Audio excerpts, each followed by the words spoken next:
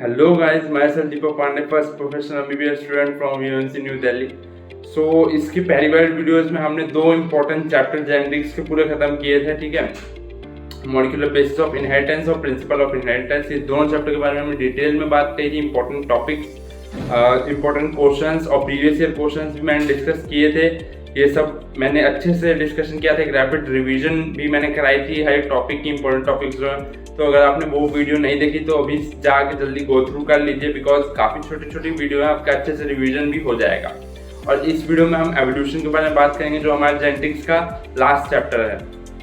सो evolution में सबसे पहले आपको कुछ डेट्स याद करनी होती है जो एनसीईआरटी में दिए हैं कि यूनिवर्स का ओरिजिन कब हुआ, अर्थ का ओरिजिन कब हुआ। तो यूनिवर्स 20 बिलियन ईयर अगो पहले हुआ और अर्थ का 4.5 बिलियन ईयर अगो पहले हुआ। कुछ थ्योरीज हैं जो आपको पता होनी चाहिए। Big bang theory, theory of panspermia spores का जो था ओपन हेल्डेन ने जो दिया थ्योरी, उसका एक्सपेरिमेंटल प्रूफ जिसका मिलर ने दिया। इन्होंने methane, hydrogen, ammonia and water vapour लिया था। मीथेन, हाइड्रोजन, अमोनिया का रेशियो 2:2:1 था। 800 डिग्री सेल्सियस पे लिया था, ठीक है। हाई इलेक्ट्रिकल डिस्चार्ज भी दिया था इन्होंने। तो ये एक्सपेरिमेंट जो था ये आपको पता होना चाहिए कि हाँ ये कैसे हुआ। और इसके बाद आपको मेन आपका कन्वर्जेंट और डाइवर्जेंट एवोल्यूशन आपको पता होना चाहिए। Homologous, analogous. तो एनालॉगस में कन्वर्जेंट होता है और आपका डाइवर्जेंट होता है होमोलोगस में। और एनसीईआरटी में जितने भी एग्जाम्पल है ना, जितने भी एग्जाम्पल इसके, वो आपको बाय हार्ट याद होने चाहिए, बिकॉज ये बहुत इंपॉर्टेंट है। इससे क्वेश्चन ऑल्टरनेट ईयर्स में हमेशा आता रहा है, मतलब क्वेश्चन आने की प्रोबेबिलिटी इससे बहुत ज़्यादा है। इसके बाद आपको डार्विन के जो दो की कॉन्सेप्ट है ना, ये आपको जरूर आना चाहिए। ब्रांचिंग डिसेंट और आपका नेचुरल सिलेक्शन, ये दो की कॉन्सेप्ट है डार्विन की, ये आपको पता होना चाहिए। फिर इंडस्ट्रियलाइजेशन का आता है मॉथ में, ठीक है। वाइट विंग्ड मोथ और ब्लैक विंग्ड मोथ का होता है। तो पहले बिफोर इंडस्ट्रियलाइजेशन वाइट विंग्ड की पॉपुलेशन ज़्यादा होती थी, बिकॉज वो कैमोफ्लेज कर लेते थे लाइकेंस में। और आफ्टर इंडस्ट्रियलाइजेशन क्या हुआ, लाइकेन ग्रो नहीं कर पाया बिकॉज पोल्यूशन ज़्यादा हुआ। और lichen are indicator of pollution, ये भी एक बार क्वेश्चन आया हुआ है, ठीक है। तो ये भी इम्पोर्टेंट है। वैसे तो ये यहाँ इस चैप्टर में नहीं है, पहले भी आपने पढ़ा होगा ये, ठीक है। आपका 11th में आपने पढ़ा होगा, स्टार्टिंग के बायोलॉजी क्लासिफिकेशन में है, बट यहाँ भी था तो मैंने सोचा आपके साथ डिस्कस कर लो। और after industrialization black winged moth की पॉपुलेशन बढ़ गई, बिकॉज वाइट विंग्ड मोथ अपने आप को कैमोफ्लेज नहीं कर पाए, छुपा नहीं पाए।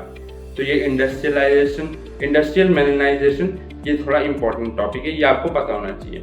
इसके बाद एडेप्टिव रेडिएशन है। रेडिएशन एक जगह पे स्टार्ट हुआ फिर फैला, जैसे आपका मार्सुपियंस के साथ हुआ, ऑस्ट्रेलियन मार्सुपियंस, ये चीज़ें।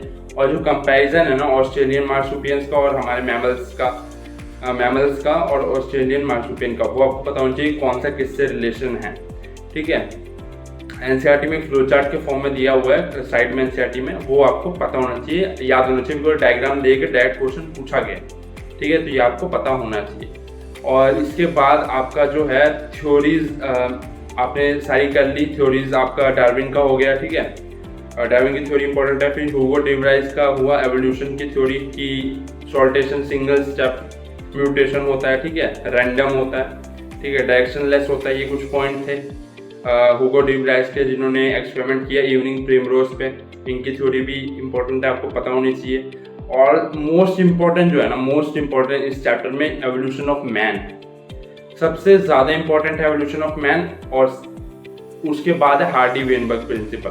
ये दो जो कॉन्सेप्ट है ना बहुत ही ज़्यादा इंपॉर्टेंट है, हर साल इनसे क्वेश्चन आया है, ठीक है। इनसे क्वेश्चन हमेशा आता रहा है, हमेशा क्वेश्चन आएगा। हार्डी-वेनबर्ग प्रिंसिपल आपको आना चाहिए। सम ऑफ एल्डिक फ्रीक्वेंसी कांस्टेंट रहती है, और अगर कभी भी डेविएशन आया हार्डी-वेनबर्ग प्रिंसिपल में, तो मतलब समझ लेना कि आपका म्यूटेशन हो रहा है, ठीक है। तो p + q का होल स्क्वायर या p² + q² + 2pq = 1।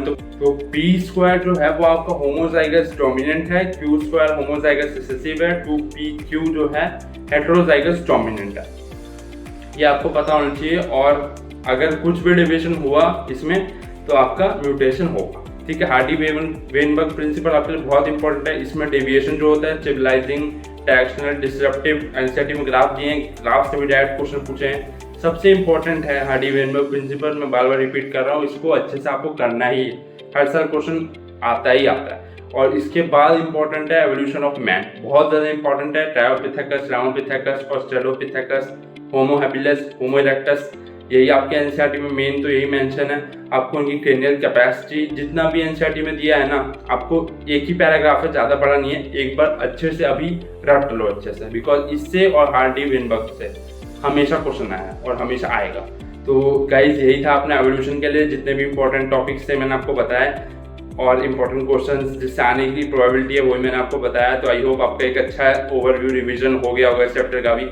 और यहीं पे अपनी सीरीज जो है आपकी जेनेटिक्स की पूरी खत्म होती है। One of the most important unit है जेनेटिक्स, जिसका मैंने आपको अच्छे से रिवीजन कराया, इंपॉर्टेंट टॉपिक्स बताए, इंपॉर्टेंट क्वेश्चंस बताए, प्रीवियस ईयर क्वेश्चन भी कुछ मैंने डिस्कस किए। तो आई होप गाइज आपको ये वीडियो अच्छी लगी हो और ऐसी ही वीडियो के लिए चैनल पे बने रहे। Thank you.